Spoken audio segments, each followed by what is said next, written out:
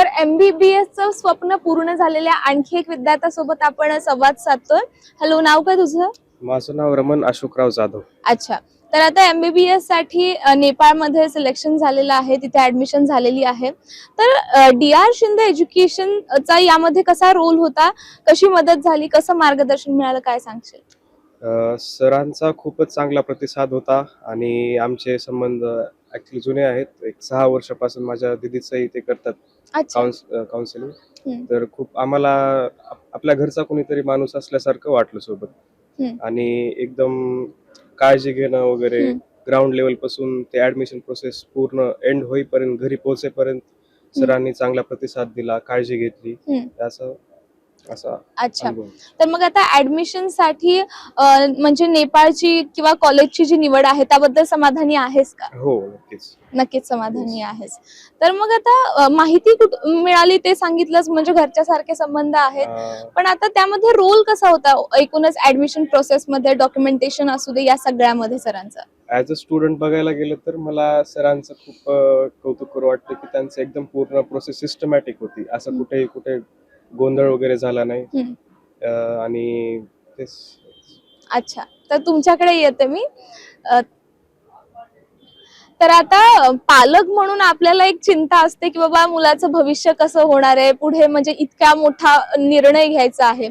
तर त्यासाठी मग DR शिंदे सरांच्यावरती विश्वास कसा ठेवला आणि तो आज समाधानी आहात का तुम्ही त्याबद्दल? समाधानी आहे आणि सरांचं पहिल्यापासून नाही असल्यामुळं विश्वास होता त्यांच्यावर.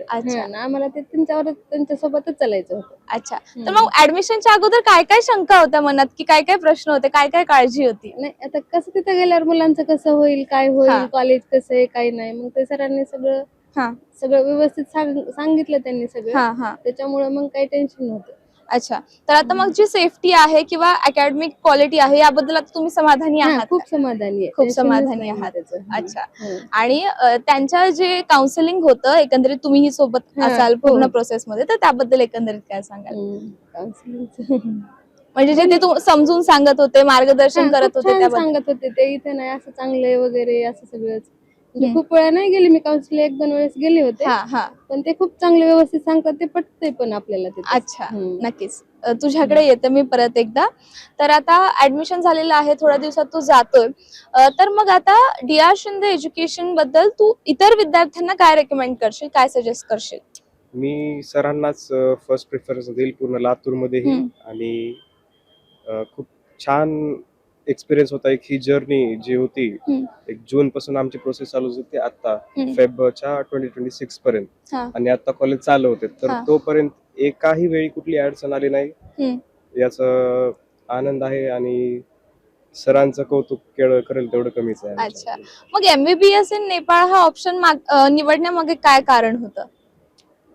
आम्हाला ऍक्च्युली पेरेंट्सला जास्त लांब नको होतं, आणि असं होतं की जरी काही अडचण आली तर एका दिवसात मी घरी राहू, आणि हे जवळ आहे आणि आपलं कल्चर सेम आहे, त्यामुळे जास्त असं वाटतच नाही की कुठल्या दुसऱ्या कंट्रीमध्ये जातो मी. अच्छा, नक्कीच.